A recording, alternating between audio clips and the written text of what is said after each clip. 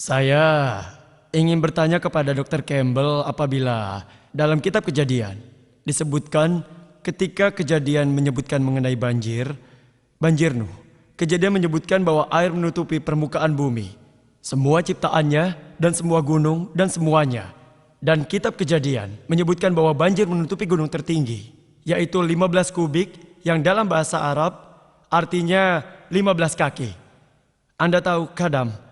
Kita tahu bahwa gunung tertinggi di dunia bukanlah setinggi 15 kaki. Anda tahu tingginya lebih tinggi dari 15 kaki. Jadi bagaimana mungkin dalam kitab Kejadian disebutkan bahwa air menutupi semuanya, tiap gunung di muka bumi, dan yang tertinggi hanya 15 kaki?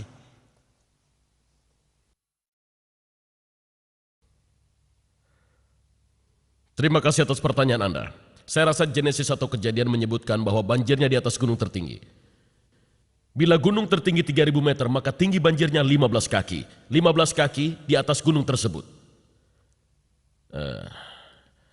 Namun demikian, Pak William Campbell. Maaf saudara, kami tidak mengizinkan pertanyaan apapun pada saat proses tanya jawab sedang berlangsung. Jangan memberikan pertanyaan bantahan. Biarkan pembicara memberikan jawabannya dengan cara apapun yang dipilihnya. Terima kasih.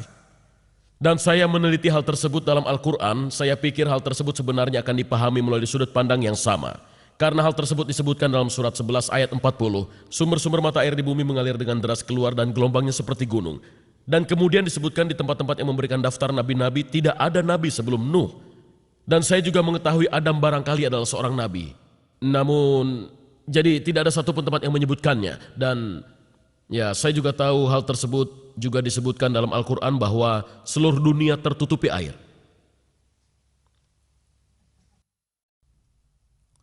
Baiklah saudara. Sekarang pertanyaan untuk Dr. Zakir Naik. Bisakah tolong letakkan mikrofonnya? Dr. Zakir, Anda menyebutkan bahwa terdapat... Maaf ya. Pertanyaan kedua itu datangnya dari mikrofon sebelah kanan saya. Untuk Dr. Zakir Naik. Baiklah. Anda mengatakan kalau Allah memantulkan cahaya dan dia tercipta dari cahaya. Saya tidak begitu paham mengenai hal itu. Baiklah kalau begitu, saya rasa saudara yang bertanya, ia tidak mengerti akan penjelasan saya pada argumen bantahan kepada Dr. William Campbell mengenai Nur dan Allah. Al-Quran menyebutkan dalam surat An-Nur 24 ayat 34 bahwa Allah, Nurus samawati wal ard, adalah pemberi cahaya langit dan bumi. Ia adalah cahaya. Arti cahaya dalam Al-Quran adalah cahaya pantulan atau cahaya pinjaman. Sehingga ia bertanya apakah Allah sekalipun harus meminjam cahaya. Bila Anda membaca ayat tersebut menyebutkan bahwa hal itu merupakan perumpamaan sebuah relung. Di dalam relung ada lampu. Lampu memiliki cahaya sendiri. Hal tersebut berarti Allah memiliki cahayanya sendiri, seperti cahayanya sendiri yang juga dipantulkan. Cahaya Allah Subhanahu wa Ta'ala kembali dipantulkan oleh Allah Subhanahu wa Ta'ala sendiri, seperti lampu halogen yang Anda lihat di sini. Lampu itu punya tabung. Lampu yang Anda maksud seperti siraj atau wahaj atau dia. Dan reflektornya sebagai munir atau nur, cahaya pinjaman atau pantulan cahaya. Tapi secara alamiah cahaya tersebut sebenarnya tidak mengacu pada cahaya yang secara fisikal yang Anda bicarakan. Itu adalah cahaya spiritual Allah. Namun seperti jawaban yang telah saya berikan pada Dr. William, karena waktu saya 5 menit saya akan gunakan. Dr. William telah memberikan jawaban mengenai Nuh alaihissalam. Saya adalah orang yang menggunakan pendekatan persetujuan dengan Injil dan pendekatan konflik Al-Quran. Karena kedua cara tersebut, alhamdulillah Al-Quran lolos dari tes itu. Bahkan bila saya sependapat dengan Dr. William, saya sependapat dengannya. Hal tersebut benar, banjir tersebut 15 kaki di atas gunung tertinggi. Hal ini disebutkan dalam Kejadian bab 7 ayat 19 dan 20 bahwa seluruh dunia tertutup air. Lebih lanjut lagi, bukti arkeologi menunjukkan pada kita, zamannya Nuh bila Anda menghitung dengan genealogi terjadi pada abad 21 hingga 22 sebelum Masehi. Bukti arkeologi menunjukkan bahwa dinasti ketiga Babylon dan dinasti ke-11 Mesir terjadi pada abad ke-21 dan 22 sebelum Masehi. Dan buktinya masih ada. Karena itu bukti arkeologi menunjukkan pada kita bahwa tidak mungkin bumi itu terbentuk. Daratan dan lautan terbentuk pada abad 21 dan 22 sebelum Masehi. Bagaimana dengan Quran? Pada Al-Quran, di poin pertama tidak menyebutkan tanggalnya. Apakah abad 21 sebelum Masehi atau 50 sebelum Masehi? Tidak ada tanggalnya.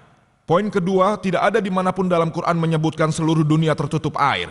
Al-Quran membahas tentang Nuh dan kaumnya dan orang-orangnya. Sekelompok kecil orang atau mungkin sekelompok besar orang. Bukti-bukti arkeologi menunjukkan para ahli arkeologi mengatakan bahwa kami tidak mempunyai alasan. Adalah mungkin bahwa bagian dunia tertutup air. Tapi hal tersebut tidak mungkin. Jadi alhamdulillah, Al-Quran cocok dengan penemuan-penemuan arkeologi terakhir, tapi Injil tidak. Selanjutnya, bila Anda membaca Kejadian bab nomor 6, ayat 15 dan 16, ayat tersebut membahas mengenai Tuhan yang Maha Kuasa, memberitahu Nuh untuk membuat sebuah bahtera dengan ukuran panjang 300 kubik, lebar 50 kubik, dan tinggi 30 kubik. Kubik sama dengan 1,5 kaki. Dr. William Campbell membuat kesalahan dengan itu. Sebab versi internasional baru menyebutkan panjang 450 kaki, lebar 75 kaki, dan tinggi kira-kira 45 kaki. Tinggi bahtera tersebut 30 kubik.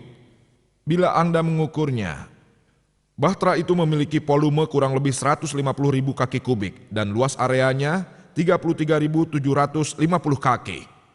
Injil menyebutkan bahtera tersebut memiliki 3 lantai. Lantai dasar, ruang penyimpanan 1 dan 2. Lalu kalikan 3, hasilnya adalah 101.250 kaki persegi. Itu luas areanya. Bayangkan, tiap pasang dari semua spesies di dunia ditampung di area seluas 101.250 kaki persegi. Bayangkan, apakah hal itu mungkin? Jutaan spesies yang ada di dunia. Bila saya katakan di dalam sini, ada 1 juta orang yang datang, Anda akan percaya? Saya ingat, saya rasa tahun lalu saya berceramah di Kerala. Di sana terdapat 1 juta orang. Itu adalah seminar terbesar yang pernah saya hadiri. 1 juta orang. Saya tidak dapat melihat bagian belakangnya. Bukan auditorium, tapi merupakan sebuah pantai yang besar dan saya tidak melihat seorang pun. Hanya beberapa orang yang ada di depan. Itu adalah semuanya. Bandingkan dengan 1 juta orang. Bila Anda melihat rekaman, Anda bisa menyadari 1 juta orang. Agak mirip dengan Arafat. Anda bisa lihat 2,5 juta di Arafat. Dalam area yang luasnya 101.250 kaki persegi atau 150 kaki kubik. Hal itu tidak mungkin, saudara. Dan di sana mereka tinggal selama 40 hari. Makan dan buang air. Bila dikatakan 1 juta orang di tempat ini, apakah Anda akan percaya? Jadi secara ilmiah ada beberapa hal di mana terdapat kesalahan-kesalahan ilmiah yang jelas dalam Injil. Bisakah kita mendengarkan pertanyaan berikutnya untuk Dr. Campbell? Dari mic bagian belakang. Dokter Naik, Anda mengatakan... Tidak, maaf. Pertanyaan ini ditujukan pada Dr. Campbell. Anda harus menunggu Silakan dulu. bagi Anda yang ingin mengajukan pertanyaan untuk Dr. Campbell. Ya, saya ingin mengajukan pertanyaan ini, atau lebih tepatnya tes ini, kepada Dr. William Campbell. Mengapa Anda tidak mencoba tes falsifikasi pada Injil yang diberikan pada kitab Mark bab 16 ayat 17 dan 18 dan membuktikannya kepada para penonton di sini sekarang juga bahwa Anda seorang penganut Kristen yang taat.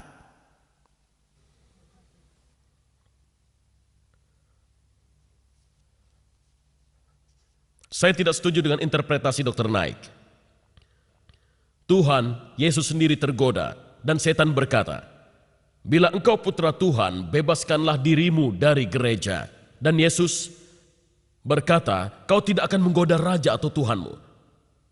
Dan bila hari ini aku berkata, "Oh baiklah, aku akan yakin dan melakukan mujizat di hadapanmu, aku akan menggoda Tuhan." Nah, kawan saya, Harry Grantcliffe, dia telah berjanji untuk pergi. Jadi ia memutuskan untuk menepati janjinya dan mempercayai Tuhan untuk melaksanakan kehendaknya. Ini situasi yang berbeda, saya tidak akan menggoda Tuhan.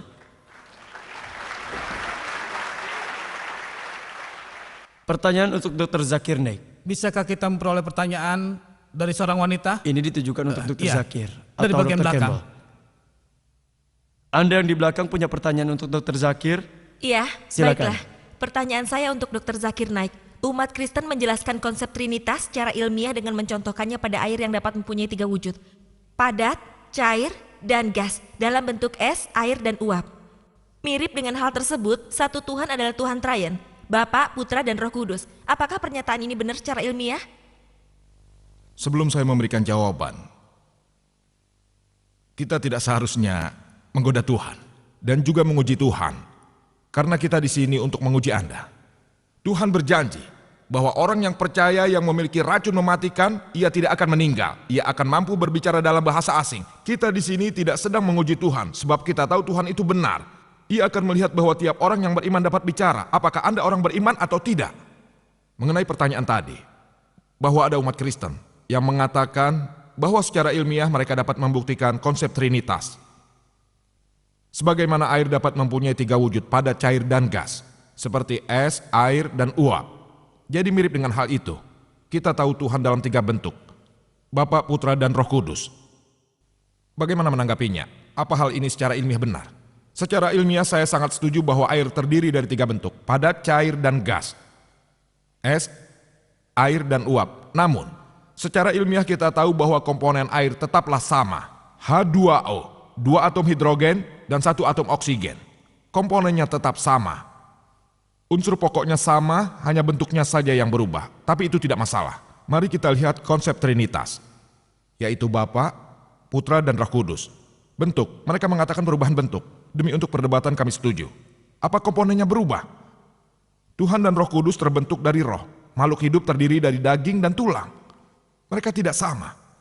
Manusia membutuhkan makanan, dan itu untuk bertahan hidup. Mereka tidak sama. Yesus telah memberikan kesaksian ini, damai baginya. Ajaran Lukas bab 24 ayat 36 sampai 39. Dia berkata, "Lihatlah tangan dan kakiku. Pegang dan lihatlah bagi roh yang tidak memiliki daging dan tulang." Dia memberikan tangannya dan mereka melihat. Kemudian mereka sangat gembira dan dia berkata, "Apakah kamu punya daging untuk kau makan?" Mereka memberikan ikan panggang dan selembar sarang madu. Dan dia pun makan. Untuk membuktikan apa? Ia terima ikan panggang dan selembar sarang madu itu dan dia pun makan. Untuk buktikan apa? Dia Tuhan atau dia bukan Tuhan? Dia makan karena terdiri dari daging dan tulang. Sedangkan roh tidak punya daging dan tulang. Ini membuktikan bahwa hal tersebut secara ilmiah tidaklah mungkin. Bahwa Bapa, Putra, dan Roh Kudus. Bapa, Putra, dan Roh Kudus itu adalah Tuhan yang Maha Kuasa. Jadi, jelaslah sudah, konsep Trinitas tidak ada dalam Injil. Tapi konsep Trinitas itu ada dalam Al-Quran. Dikatakan dalam surat An-Nisa 4 ayat 171, "Wala taqulu salasa." Jangan katakan Tuhan itu 3. "Antahu khairul lakum." Berhentilah, itu lebih baik bagimu. Konsep Trinitas juga terdapat dalam surat Al-Maidah bab 5 ayat 73. "Laqad kafarul ladzina qalu innallaha salisu salasa." Sesungguhnya kafirlah orang-orang yang mengatakan bahwasannya Allah salah satu dari yang 3. Yesus tidak pernah mengatakan bahwa dirinya adalah Tuhan. Konsep Trinitas tidak ada dalam Injil. Ayat yang paling dekat dengan konsep Trinitas adalah Yohanes 1 bab 5 ayat 7 yang menyatakan terdapat 3 yang memberi kesaksian, Bapa, Firman, dan Roh Kudus, dan ketiganya adalah 1. Tapi bila Anda membaca versi standar yang telah direvisi oleh 32 sarjana Kristen yang paling hebat, didukung oleh 50 golongan berbeda yang bekerja sama, mereka mengatakan bahwa dari Injil surat Yohanes 1 bab 5 ayat 7 adalah sebuah penambahan atau sisipan, gabungan dan buatan. Hal tersebut telah dikeluarkan dari Injil. Yesus tidak pernah mengklaim dirinya adalah Tuhan. Tidak ada satupun pernyataan yang tegas dan lengkap dalam Injil di mana Yesus berkata, "Akulah Tuhan," dan juga berkata, "Sembahlah aku." Juga ketika Anda membaca Injil, disebutkan dalam Yohanes bab 14 ayat 28, "Bapakku lebih besar dari aku." Injil Yohanes bab 10 ayat 29, "Bapakku lebih besar dari siapapun." Injil Matius bab 12 ayat 28, "Aku mengusir setan dengan kuasa roh Allah." Selanjutnya Injil Lukas 11 ayat 20, "Aku mengusir setan dengan kuasa Allah." Lalu selanjutnya Injil Yohanes 5 ayat 30, "Aku tidak dapat berbuat apa-apa dari diriku."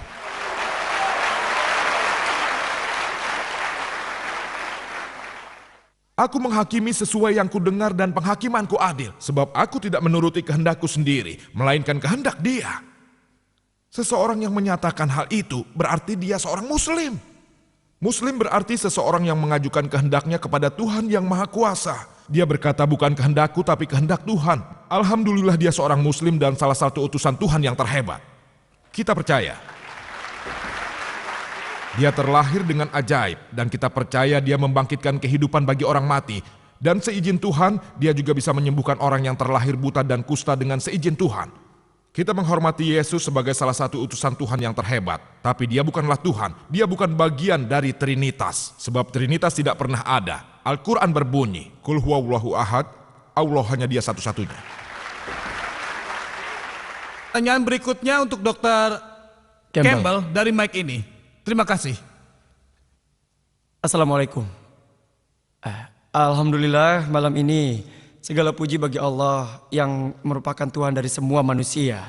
Malam ini merupakan dialog yang sangat menarik dan sebuah dialog mengenai hal tersebut. Berbicara mengenai topik yang sangat mulia bagi manusia. Untuk semua manusia. Untuk itulah kita berkumpul di sini untuk membicarakan masalah Mohon yang... langsung ke pertanyaannya. Ya, baiklah. Bismillah. Dengan nama Allah. Pertanyaannya adalah, kami telah datang ke sini bersama-sama untuk sebuah peristiwa. Seharusnya bisa memberi manfaat bagi kita. Oleh karena itulah, saya bertanya pada Dr. Campbell sebagai seorang Kristen dan juga dengan rekan-rekan Anda. Apakah peristiwa ini telah menjalankan tugasnya untuk membuka cahaya yang samar-samar demi mengkaji lebih jauh tentang kebenaran Islam?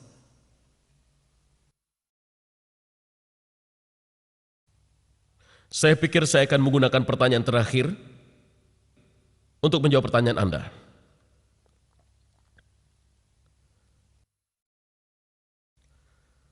Dr. Naik mengatakan tak ada tempat di mana Yesus mengatakan bahwa dirinya adalah Tuhan. Dalam Markus bab 14:61, dia tidak menjawab dan kemudian pendeta bertanya kepadanya, apakah kamu Kristus? Kristus anak yang terpuji, begitu? Dengan kata lain, apakah kamu Kristus anak Tuhan? Dan Yesus berkata, iya. Kemudian dia juga berkata, akulah anak Tuhan. Dan dia juga berkata, dia adalah Tuhan. Dan Injil juga secara jelas menyatakannya, saya menyadari beliau telah mengutip ayat-ayat tersebut. Dia berkeinginan untuk mengutip. Dr. Naik berharap untuk mengutip di mana Yesus ada dalam bentuk manusia. Namun, ayat lain menyatakan, Yesus berkata, aku dan Bapa adalah satu. Juga dikatakan pada awalnya adalah firman. Dan firman tersebut berhubungan dengan Tuhan. Dan firman tersebut adalah Tuhan.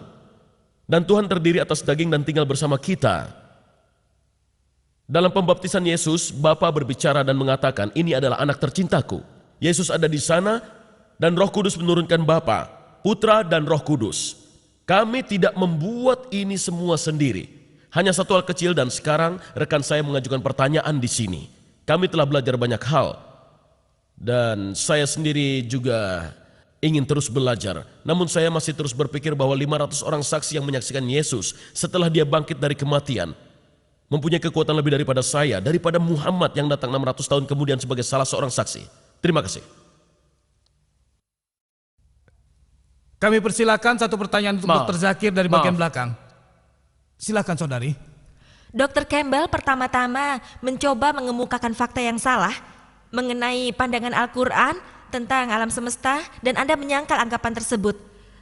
Tapi tidak ditujukan apa yang Injil katakan mengenai bentuk bumi dan aspek yang lainnya.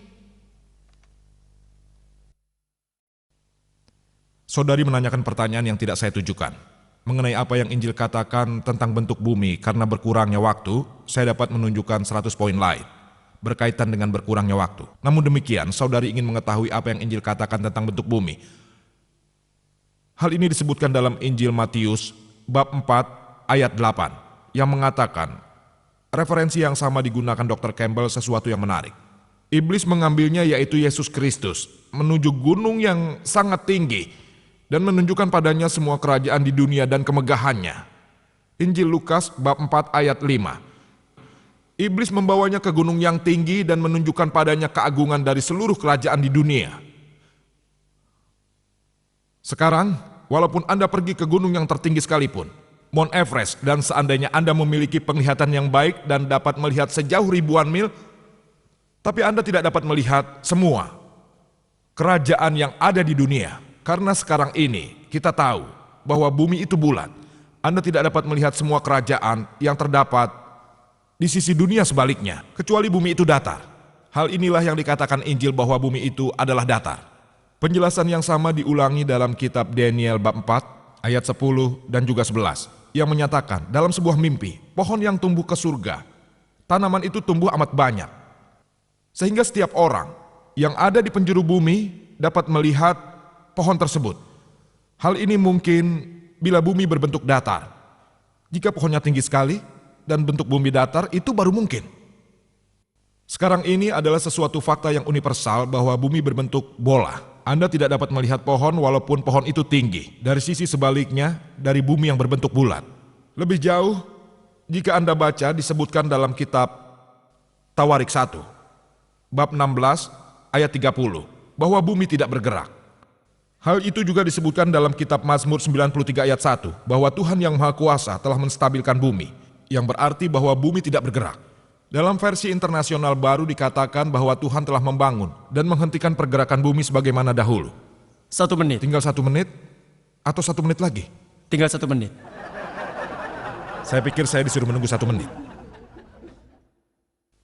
Berkenaan dengan Dr. William Campbell, beliau mengatakan bahwa Yesus Kristus berkata dalam Injil di beberapa tempat bahwa dia Tuhan. Anda bisa melihat pada kaset video saya, konsep Tuhan dan agama-agama umum yang memberikan semua referensi dan jawabannya. Saya akan memberi referensi dari apa yang beliau kutip, aku dan Bapakku adalah satu, yang berasal dari Yohanes bab 10 ayat 30. Dan pada awalnya adalah firman tersebut dari Yohanes bab 1 ayat 1. Anda lihat konteksnya dan Anda akan mengetahui bahwa Yesus Kristus tidak pernah mengklaim dirinya adalah Tuhan. Anda dapat mengambil kaset saya yang tersedia di serambi luar dalam kemiripan antara Islam dan Kristen yang memberikan uraian bahwa Yesus tidak pernah mengklaim dirinya Tuhan. Pertanyaan berikutnya dari saudari wanita yang ada di depan untuk Dr. William Campbell. Anda menyebutkan sebuah tes di mana pemegang kepercayaan yang teguh dapat meminum racun dan dapat bertahan karena kepercayaannya. Bagaimana dengan Rasputin yang keracunan sianida yang membunuh 16 orang dan ketika racun itu tidak membunuhnya? Dia meninggal karena kehilangan darah. Dia bukanlah pemeluk Kristen yang teguh.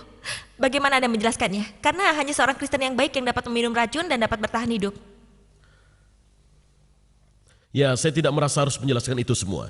Yang saya maksud adalah jika Rasputin adalah bukan seorang Kristen, apa yang terjadi padanya tidak memiliki dasar atas apa yang terjadi dalam Injil. Saya telah mengatakan sebelumnya bahwa Yesus, Tuhan tidak bermaksud agar kita mengantri di sini dan mulai mengambil racun dan melihat. Tolong lebih fokus pada Mike. Maaf.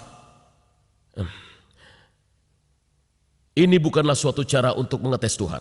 Hal itu diberikan karena Tuhan mengatakan bahwa hal inilah yang akan terjadi. Contohnya adalah Paul, dia pergi ketika terdampar, kemudian saya pikir itu creep. Tapi saya berpikir tentang tempat yang salah dalam pikiran saya dan dia mendarat dan kemudian dia membuang kayu dalam api dan kemudian seekor ular menggigitnya. Tidak terjadi apa-apa pada dirinya. Tapi saat itu dia tidak berniat untuk mengetes Tuhan. Dia mencoba untuk membuang kayu ke dalam api. Hal itu situasi yang berbeda. Jawaban Anda tidak sesuai dengan pertanyaan yang kulontarkan. Mohon tidak berkomentar. Pertanyaan berikutnya dari belakang untuk Dr. Zakir Naik. Maaf sebentar. Silakan. Saya hanya ingin mengatakan tentang lingkaran bumi. Dalam Yesaya bab 40 ayat 22 dikatakan bahwa dia Tuhan duduk bertahta di atas lingkaran bumi. Baiklah saudara. Pertanyaan untuk Dr. Zakir Naik. Dr. Zakir, Anda mengatakan bahwa tidak ada kesalahan dalam Al-Quran. Saya melihat ada lebih dari 20 kesalahan dalam tata bahasa Arab. Dan saya akan mengatakan kepada Anda beberapa di antaranya. Innal ladzina amanu wal ladzina hadu wasabi'un. Dan dikatakan di Al-Baqarah dan Al-Hajj. Innal ladzina amanu wal ladzina hadu wasabi'in. Mana yang benar? As-sabi'un atau as-sabi'in? Itu yang pertama. Yang kedua adalah Saudara, Anda mengatakan maaf hanya satu pertanyaan ini saja. pertanyaan yang sama. Dia mengatakan dalam surat Taha ayat 63. Inna hazani lasahiron. Kesalahan. Inna hazaini lasahiron. Dapatkah Anda menjelaskannya? Dan Saudara, masih banyak lagi kami hanya kesalahan yang mengizinkan ada Anda di untuk situ. pertanyaan pertama. Untuk pertanyaan kedua tidak dapat kami izinkan. Karena kami telah sepakat bahwa hanya ada satu pertanyaan dalam Baiklah. satu kali kesempatan. Baik. Pertanyaan saudara sangat bagus. Saya akan urut dan saya setuju dia telah menyebutkan 20 masalah grammar. Dan buku yang dia rujuk adalah Dr. Abdul Fadi. Benar kan? Apakah Al-Quran itu sempurna? Saya dapat melihatnya, ya. Alhamdulillah, penglihatan saya baik.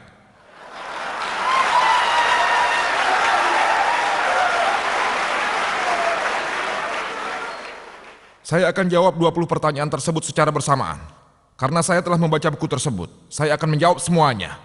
Insya Allah. Poin nomor 1, saudara. Poin nomor 1, harus dicatat bahwa semua tata bahasa diambil dari Al-Quran. Al-Quran adalah kitab berbahasa Arab yang termulia, kitab yang bernilai tinggi, kitab literatur tertinggi. Semua tata bahasa Arab diambil dari Al-Quran. Al-Quran adalah buku pedoman tata bahasa. Karena Quran adalah buku pedoman tata bahasa, dan semua tata bahasa diambil dari Quran, maka Quran tidak mungkin mengandung kesalahan tata bahasa. Itu poin pertama. Poin yang kedua. Poin kedua. Ini seperti Anda mengambil penggaris dan penggarisnya ada di sini dan Anda katakan ukurannya salah. Sepertinya tidak masuk akal. Itu poin 2. Di tiap suku Arab yang berbeda, tata bahasa selalu berubah. Dr. William Campbell tahu. Tata bahasa selalu berubah. Dan pada beberapa suku Arab ada kata-kata yang bersifat feminim. Kata yang sama bahkan bersifat maskulin di suku yang lain. Kata yang sama pada suku yang berbeda, tata bahasanya berubah. Bahkan gender pun selalu berubah. Maukah Anda mengecek Al-Quran dengan tata bahasa yang salah? Tidak. Dan lebih dari itu, kepandaian Al-Quran sangatlah hebat. Sangat hebat dan jauh lebih unggul. Dan tahukah Anda ada berbagai macam buku di internet? 12 kesalahan tata bahasa, 21 kesalahan tata bahasa. Abdul Padi 20 kesalahan tata bahasa. Apakah Anda pikir orang Kristen akan mengambil kesalahan ini? Anda tahu siapa yang mengambil? Muslim? Sarjana Muslim seperti Zamak Sarif. Apa yang mereka katakan? Bahwa tata bahasa Al-Quran sangatlah hebat, yang bertentangan dengan bahasa Arab konvensional. Tata bahasa Al-Quran sangatlah tinggi.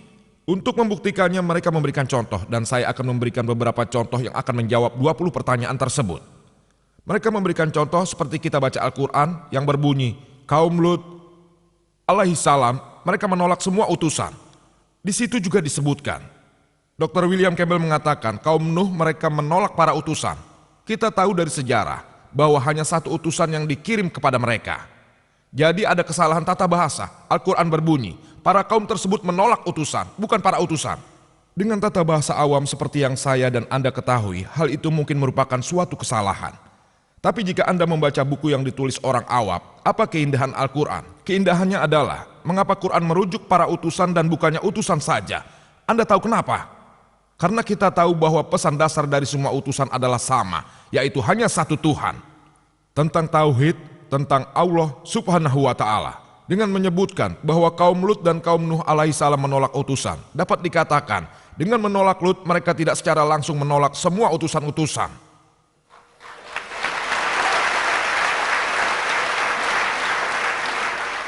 Lihatlah keindahannya, alhamdulillah. Anda mungkin berpikir ini suatu kesalahan, ini bukan suatu kesalahan. Orang seperti Anis Soros mengatakan bahwa Al-Quran berbunyi, kun fayakun, be and it is. Seharusnya kun fakana, be and it was. Past tense dalam bahasa Arab adalah kun fakana dan bukan kun fayakun. Namun kun fayakun lebih unggul. Dikatakan bahwa Allah, it was, it is, and can do. Past, present, and future. Terima kasih Dr. Zakir. Silakan pertanyaan yang berikutnya dari saudara yang ada di depan untuk Dr. William Campbell. Dr. Campbell, ini adalah pertanyaan yang tulus untuk mempelajari sedikit tentang Kristen. Saya ingin bertanya tentang bahwa kependettaan Yesus hanya selama 3 tahun setelah dia dibaptis oleh Yohanes Sang Pembaptis. Jadi Yesus adalah orang yang terkuat kedua setelah Tuhan. Dia putra Tuhan. Apa peranan Yesus dari mulai awal kehidupannya? Awal pertama sampai 27 atau 28 tahun, apa peranan terpentingnya? Ini, maaf Dr. Campbell, ini bukanlah topik yang kita bahas malam ini. Kita telah sepakat untuk tidak membicarakannya. Silakan selanjutnya. Pada awal presentasinya, Dr. Campbell menyebutkan tentang Zulkarnain dari surat ke-18 dalam Al-Quran yang dikatakan gua. Dan beliau menyebutkan bahwa Zulkarnain adalah Alexander Agung. Bisa Anda buktikan pada saya bagaimana Anda sampai pada kesimpulan itu? Saya hanya membacanya dalam komentar Yusuf Ali, tapi dengan mengabaikan apakah itu adalah Alexander Agung atau siapapun. Matahari tidaklah tersusun dalam kesuraman, rawa, dan itulah yang dikatakan ayat tersebut. Saya harap Anda dapat memahaminya. Ya saudari, silakan pertanyaan untuk Dr. Zakir. Saya tidak tahu persis ayatnya, tapi Injil mengatakan ketika Yunus selama 3 hari 3 malam berada di dalam perut ikan. Juga seorang anak manusia yang selama 3 hari 3 malam berada di rahim bumi. Apakah Yesus damai baginya secara ilmiah mengabulkan tanda-tanda dari Yunus? Yang saudari maksudkan adalah ayat dari Injil Matius 12 ayat 38 dan 40. Ketika orang bertanya pada Yesus, tunjukkan padaku sesuatu tanda, tunjukkan padaku suatu keajaiban. Yesus berkata, angkatan yang jahat dan tidak setia ini menuntut suatu tanda, tapi kepada mereka tidak akan diberikan selain tanda Nabi Yunus. Sebab seperti Yunus tinggal di dalam perut ikan 3 hari 3 malam, demikian juga anak manusia akan tinggal dalam rahim bumi 3 hari 3 malam. Lalu Yesus berkata, meletakkan semua telur-telurnya dalam sebuah keranjang. Dan jika Anda mengikuti tanda Yunus, kitab Yunus kurang dari 2 halaman, dan sebagian besar dari kita tahu. Jika Anda analisa bahwa Yunus selama 3 hari 3 malam, tapi Yesus yang kita tahu dari Injil bahwa dia ditempatkan pada sebuah salib, penyaliban yang dinyatakan. Setelah larut malam, dia diturunkan dari salib dan dibaringkan di dalam kubur.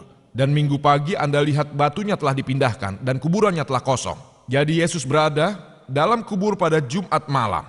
Dia berada dalam kubur Jumat malam. Ada di sana pada Sabtu pagi. Sabtu hari, 1 malam. Dia berada di sana 1 malam, 2 malam 1 hari.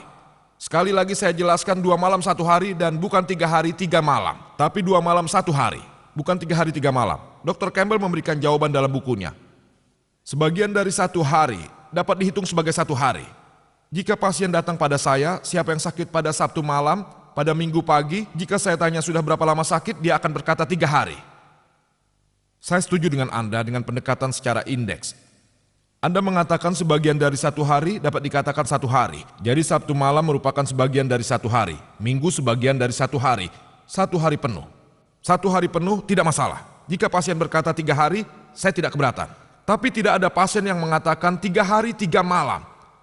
Alhamdulillah, saya sudah bertemu dengan berbagai macam pasien. Termasuk misionaris Kristen yang memberitahu saya yang sakit di malam hari sehari sebelum kemarin mengatakan bahwa saya sudah sakit di sini selama 3 hari 3 malam. Jadi Yesus Kristus tidak mengatakan 3 hari. Yesus Kristus mengatakan 3 hari 3 malam. Ini merupakan kesalahan matematik. Secara ilmiah Yesus tidak membuktikan. Lebih dari itu, ramalan mengatakan sebagai Yunus juga sebagai anak manusia. Bagaimana mungkin Yunus ada di dalam perut ikan paus, dalam perut ikan. Mati atau hidup? Hidup, ketika dia terbuang keluar, dia tetap hidup. Dalam perut seekor paus, dia mengelilingi samudra. Mati atau hidup? Hidup, dia dibuang ke pantai, mati atau hidup? Hidup, hidup, hidup, dan hidup. Hidup, hidup, hidup, hidup, hidup, hidup. Ketika saya tanya kaum Kristen, bagaimana Yesus Kristus yang ada di dalam kubur atau makam, mati atau hidup? Mereka katakan mati. Hidup. Hidup? Alhamdulillah. Apakah dia Kristen? Jika dia hidup, alhamdulillah dia tidak disalib. Jika dia meninggal, maka dia tidak mengabulkan tanda. Anda dapat melihat pada kaset video saya. Saya telah membuktikan bahwa Yesus Kristus tidak disalib. Seperti yang ada dalam Al-Quran surat An-Nisa surat keempat ayat 157. Wa ma qataluhu wa ma sholabuhu. Mereka tidak membunuh dan menyalibnya, tapi orang yang diserupakan dengan Isa. Terima kasih Dr. Nick. Silakan pertanyaan untuk Dr. William Campbell.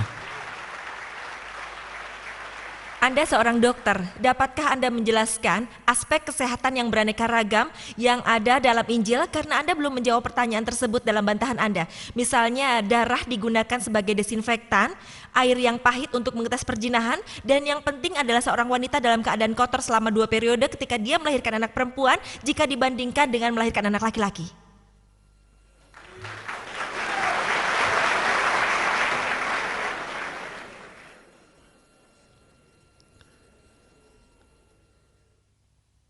Terima kasih atas pertanyaannya dan saya akan mencoba menjawabnya. Tetapi Dr. Naik tetap teguh pada pertanyaan yang seharusnya ditujukan kepada kaum Kristen. Dikatakan bahwa pada hari berikutnya ketika dikatakan bahwa itu adalah satu, setelah persiapan itu, ketua pendeta dan para praisers berkumpul bersama dengan pilot dan berkatalah mereka, Tuan, kami ingat bahwa dia masih hidup, dia telah mengatakannya. Setelah 3 hari aku akan bangkit kembali, oleh karena itu berilah air pada batu nisan agar kokoh sampai 3 hari. Maka mereka menggunakan kata-kata tersebut yang dapat ditukar. Sejauh saya memperhatikan masalah ini setelah hari ketiga, sama dengan yang terjadi dengan Yesus di dalam makam. Hal lain yaitu kebangkitannya, ada satu hal lain. Ketika Yesus ditangkap, yaitu pada saat Kamis malam, Mohon tenang, jangan seperti ini. Mohon sabar. Kamis setelah ketika dia ditangkap, dia berkata, waktuku telah tiba. Lalu kemudian saya menghitung bahwa ada 3 hari 3 malam. Dan sekarang Anda bertanya pada saya tentang di mana letak pernyataan ini dalam Injil. Saya percaya bahwa Injil ditulis oleh Tuhan. Dan saya sangat percaya bahwa semua ini sudah dijelaskan oleh Tuhan yang ada di dalam kitab Injil.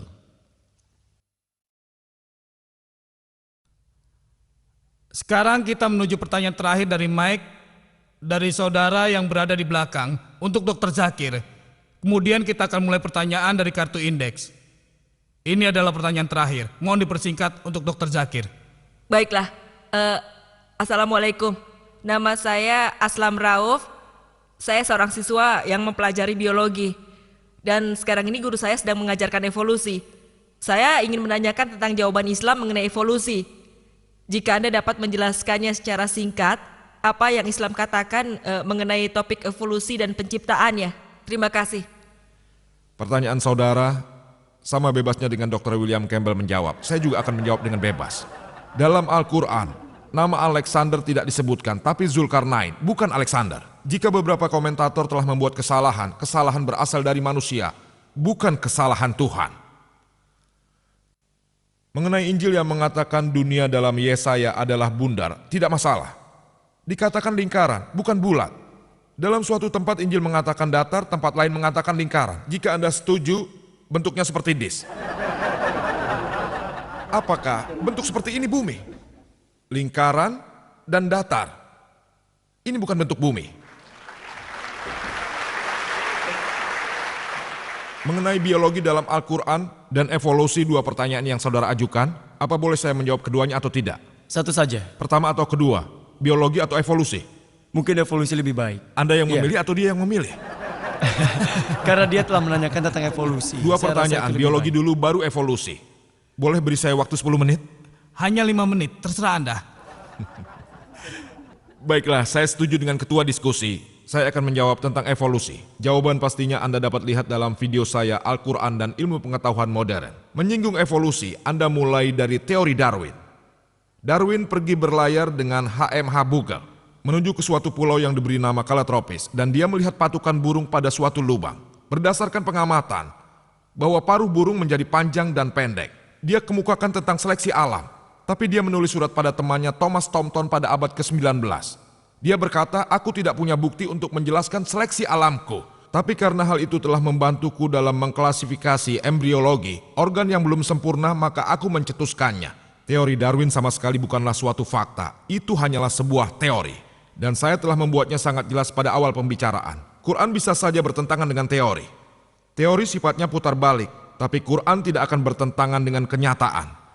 Di sekolah, kita diajarkan teori Darwin seolah itu merupakan fakta, padahal bukan. Tidak ada bukti ilmiah. Ada mata rantai yang hilang. Oleh karena itu, bila seseorang harus mencemooh kawannya, koleganya, dia akan mengatakan, jika kamu hidup pada era Darwin, teori Darwin akan telah dibuktikan kebenarannya. Suatu sindiran, dia seperti kerah. Ada mata rantai yang hilang dalam teori Darwin. Saya telah mengetahui 4 fosil yang ada, yaitu hominoid atau Lucy, Orthalofetian dengan petunjuknya Homuncrotus, Neanderthal dan Cro-Magnon. Untuk lebih jelasnya, lihat video kaset saya. Dengan biologi molekuler menurut Hansis Cray, sangatlah tidak mungkin bila berevolusi dengan kera. Kode DNA itu mustahil. Lihatlah kaset video saya, di sana diberikan detailnya. Sebagian saya tidak keberatan mengenai biologi. Al-Quran mengatakan dalam surat Al-Anbiya ayat 30, berbunyi, وَجَعَلْنَا مِنَ الْمَاءِ كُلَّ شَيْءٍ حَيٍّ أَفَلَا يُؤْمِنُونَ. Kami telah menciptakan makhluk hidup dari air. Apakah kamu tidak percaya? Kita tahu bahwa setiap makhluk hidup, substansi dasarnya, sel mengandung sitoplasma, 90%-nya terdiri dari unsur air. Setiap makhluk hidup di dunia mempunyai hampir 50-90% unsur air. Bayangkan, di daerah gurun di Arab, siapa yang dapat bayangkan bahwa semuanya terbuat dari air? Al-Quran berbunyi 1400 tahun lalu di sebuah Maaf, padang. waktunya habis, dokter. Terima kasih. Terima kasih.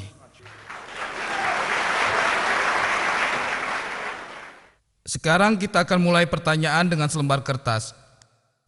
Kami akan memberikan kotak ini kepada Dr. William Campbell dan juga Dr. Zakir Naik. Kami akan menukar kotaknya sesuai dengan nama mereka sendiri. Pertanyaan pertama untuk Dr. William Campbell. Dan pertanyaan berikutnya untuk Dr. Zakir Naik. Mereka dapat mengambil pertanyaan tersebut sebelumnya. Jadi kita tidak akan menghabiskan waktu dalam membaca pertanyaan. Kita mulai dengan satu pertanyaan dan kami persilahkan Dr. William untuk membaca beberapa saat. Saya akan membacakan pertanyaannya, tapi sebelumnya saya akan menyinggung tentang segala sesuatu yang terbuat dari air. Hal itu sangatlah jelas, setiap Anda menepuk serangga ia terbuat dari air. Setiap yang hidup terbuat dari air, tapi hal tersebut memanglah suatu yang kelihatan, bukan suatu keajaiban. Baiklah Dr. Campbell, jika Anda tidak dapat menjawab pertentangan dalam kitab Kejadian mengenai penciptaan, tidakkah menurut Anda hal tersebut membuktikan bahwa Injil tidak ilmiah dan oleh karena itu bukan berasal dari Tuhan? Saya akui saya memang mempunyai masalah dengan hal ini, tapi saya punya ramalan yang terkabul. Dan hal ini sangatlah penting bagi saya. Dikatakan bahwa Yesus adalah dasar dan dibangun di atas dia dibangun di atas dasar kerasulan dan nabi, dan juga nabi yang diramalkan, serta rasul yang ditulis ketika Tuhan mengabulkan ramalan itu. Saya tahu, ini tidak dapat menjawab pertanyaan Anda. Tapi dalam kepercayaan saya dalam Kristen sebagai juru selamat saya. Baiklah, terima kasih. Silakan Dr. Knight. Teks dan terjemahan adalah dua kata yang berbeda, memberikan dua arti dalam Injil, dalam bahasa Inggris, sebuah teks atau terjemahan. Secara ilmiah tidak dapat dibuktikan bahwa teks dan terjemahan adalah satu kesatuan dan sebuah kesamaan. Apakah Tuhan menyampaikan wahyunya kepada Musa dan Yesus dalam bahasa Inggris?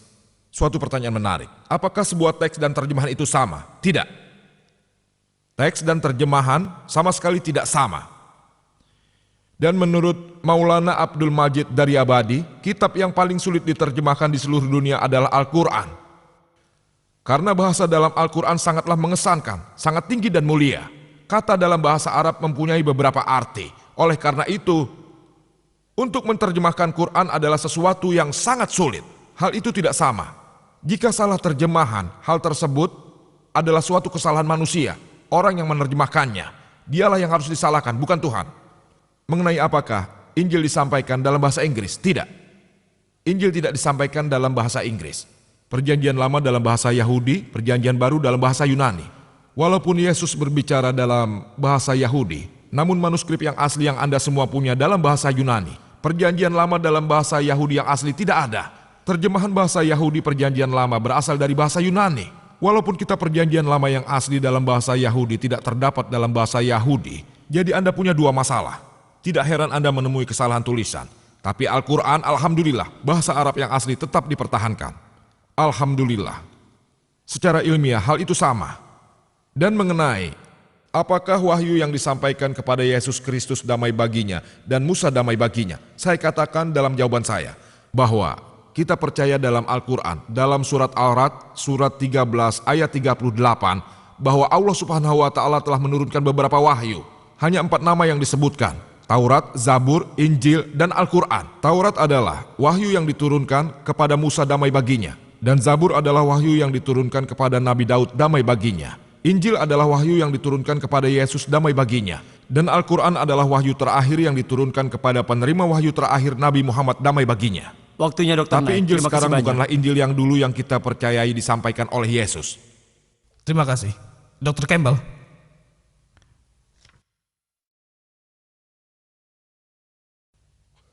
Tetapi Injil yang sekarang ini adalah selamanya satu-satunya. Kita punya teks 75% berasal dari 180 AD atau setelah Masehi, yaitu 100 tahun setelah Yohanes menulis. Dia hidup dan menulis. Anda lihat, orang yang hidup pada masa itu, siapa yang tahu? Siapa yang dipercaya oleh kakek dan neneknya melalui Yohanes? Ini adalah merupakan satu bukti dan teks yang baik. Injil adalah sejarah yang valid. Sekarang pertanyaannya adalah, dengan kemungkinan yang Anda presentasikan, hal tersebut merupakan perhitungan yang sangat hebat. Tapi dalam permasalahan Tuhan, hal tersebut sangatlah kurang. Tuhan adalah Maha Kuasa dan dapat memilih siapapun yang Dia suka. Dan tentu saja, tanpa memandang kaya atau miskin atau hal-hal lain. Jadi bagaimana Anda kemudian dapat mencocokkan kemungkinan itu? Yesus miskin, tapi Dia terpilih. Dia mengatakan seorang anak manusia tidak punya tempat untuk berbaring. Saya tidak yakin dengan hal ini. Saya tidak melihat perhitungan ini membicarakan hal tersebut. Dan sekarang perhitungannya, berapa orang dapat mengabulkan semua ramalan? Saya harap ini dapat membantu. Terima kasih. Terima kasih. Dr. Knight, silakan. Terima kasih. Dalam usaha untuk membuktikan bahwa Al-Quran sesuai dengan ilmu pengetahuan modern, apa yang terjadi jika pengetahuan modern yang salah? Apakah Quran juga harus berubah untuk menyesuaikan perubahan ilmu pengetahuan? Ini pertanyaan yang bagus, pertanyaan yang penting. Dan kita sebagai muslim harus berhati-hati ketika mencocokkan antara Al-Quran dan ilmu pengetahuan modern. Karena itu saya katakan di awal pembicaraan, saya hanya akan berbicara mengenai fakta-fakta ilmiah tersebut yang telah terbukti. Dan fakta ilmiah yang telah terbukti itu, misalnya, bumi itu bulat. Hal itu tidak pernah salah. Ilmu pengetahuan yang telah terbukti tidak akan pernah diputarbalikkan. Tapi ilmu pengetahuan yang belum terbukti, seperti hipotesis dan teori, dapat diputarbalikkan. Sarjana muslim telah mencoba membuktikan teori Darwin dari Al-Quran. Hal itu mustahil. Tidak seharusnya kita melampaui batas dan mencoba membuktikan segala sesuatu dari ilmu pengetahuan modern. Kita harus hati-hati untuk melihat sesuatu hal terbukti atau tidak. Jika telah terbukti, alhamdulillah dengan bukti ilmiah, Al-Quran tidak pernah menentangnya. Jika itu hipotesis, maka ia bisa benar, bisa juga salah, seperti teori Big Bang. Pada mulanya merupakan suatu hipotesis. Namun sekarang, setelah ada bukti yang akurat tentang masalah angkasa, menurut Stephen Hawking dan sebagainya, hal itu suatu fakta. Menurut teori Big Bang, itu fakta. Dulu dikatakan hipotesis, kemudian jadi fakta, saya gunakan. Ada hipotesis yang menyatakan bahwa makhluk hidup terbentuk dari sepasang gen, Adam dan Hawa. Saya tidak menggunakannya, karena fakta ilmiahnya belum terbukti. Hal ini sesuai dengan Al-Quran, bahwa kita terevolusi dari sepasang Adam dan Hawa. Tetapi saya tidak akan menggunakannya, karena hal itu bukanlah fakta yang terbukti.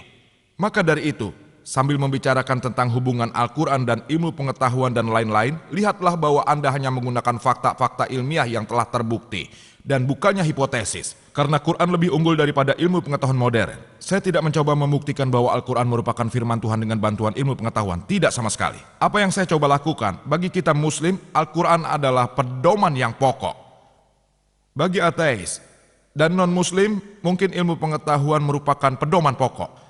Sekarang ini saya menggunakan ukuran tersebut, pedoman orang ateis dibandingkan dengan orang-orang muslim Al-Quran. Saya tidak sedang mencoba membuktikan bahwa Al-Quran merupakan firman Tuhan dengan bantuan ilmu pengetahuan. Apa yang coba saya lakukan ketika saya membawa kesesuaian dan saya menunjukkan keunggulan Al-Quran. Al-Quran telah memberitahu kami 1400 tahun yang lalu. Saya mencoba untuk membuktikan bahwa pedoman kita, pedoman orang Islam, Al-Quran, jauh lebih unggul daripada ilmu pengetahuan milik Anda. Itu jawabannya. Terima kasih Dr. Nick. Silakan Dr. Campbell. Ini yang terakhir. Maaf, 2 pertanyaan terakhir untuk pembicara. Kami akan meminta para hadirin untuk bertahan di sini beberapa menit lagi. Kita punya pertanyaan terakhir untuk Dr. Campbell dan diikuti dengan pertanyaan terakhir untuk Dr. Zakir. Kami akan meminta Anda untuk menunggu hingga akhir.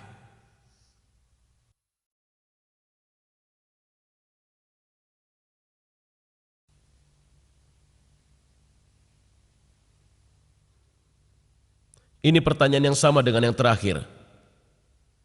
Dr. Campbell telah sepakat dengan Dr. Naik bahwa kesalahan yang beliau tunjukkan tidaklah salah dan beliau tidak menjawabnya.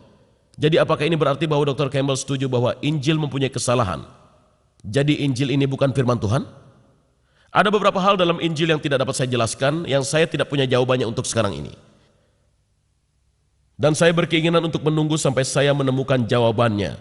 Ada banyak tempat di mana hal-hal yang berkaitan dengan arkeologi harus dibuktikan bahwa Injil adalah benar. Berbicara mengenai kota, dan siapa rajanya, dan hal-hal seperti itu. Dan saya pikir ada bukti yang hebat bahwa Injil adalah valid dalam sejarah yang baik. Terima kasih Dr. Campbell. Pertanyaannya adalah, apakah ada pertentangan matematis dalam Injil? Lalu, apa ini? Injil atau Islam? Maaf, apakah ada pertentangan matematis dalam Islam? Apakah ada lagi? Apa itu Injil atau Islam? Saya tidak tahu. Saya akan jawab itu pasti Injil. Karena saya bicara pertentangan. Mengenai Islam, dalam Quran surat An-Nisa surat keempat ayat 82. Afala yatadabbarunal Quran walau kana min indi ghairillah lawajadu fihi ikhtilafan katsira. Apakah mereka tidak memperhatikan Al-Quran? Kalau kiranya Quran bukan berasal dari sisi Allah, tentu mereka dapat pertentangan yang banyak di dalamnya. Mengenai banyak pertentangan-pertentangan dalam Injil, 5 menit tidak cukup. Walaupun mereka memberi 5 hari itu sulit. Saya akan menyebutkannya sedikit. Disebutkan dalam Raja-Raja 2 bab 8 ayat 26. Bunyinya bahwa Ahazia, dia berumur 22 tahun ketika menjadi raja. Tawarik 2 bab 2 ayat 2 mengatakan dia berumur 42 tahun pada waktu ia menjadi raja. 22 tahun atau 42 tahun? Pertentangan matematis. Lebih jauh lagi, dalam Tawarik 2 bab 21 ayat 20 dikatakan, Yoram, ayah Ahazia, dia berumur 32 tahun pada waktu ia menjadi raja dan 8 tahun. Ia memerintah di Yerusalem. Ia meninggal pada umur 40. Tiba-tiba Ahazia menjadi raja berikutnya pada umur 42 tahun. Ayahnya meninggal pada usia 40. Bagaimana mungkin seorang anak berusia 2 tahun lebih tua daripada ayahnya?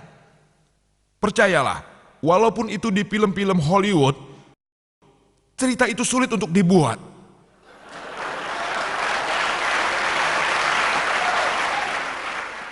Di film Hollywood, Anda dapat membuat unicorn seperti yang saya sebutkan dalam pembicaraan saya. Anda punya kokrodiasis dalam Injil, kokrodiasis dan naga, serta ular naga. Tapi di Hollywood, Anda tidak bisa membuat cerita seorang anak lebih tua umurnya 2 tahun dari ayahnya. Bahkan tidak ada dalam suatu keajaiban, mustahil. Dalam dunia keajaiban, Anda tidak akan pernah menemui seorang anak yang umurnya 2 tahun lebih tua dari ayahnya sendiri. Lebih jauh jika Anda baca, disebutkan dalam Injil Samuel 2 bab 24 ayat 9, orang-orang yang terlibat dalam pertempuran diberikan daftar orang-orang ini dalam Samuel 2 bab 24 ayat 9. Dikatakan bahwa orang-orang yang terlibat dan ikut ambil bagian adalah 800.000 orang Israel dan 500.000 orang Yehuda.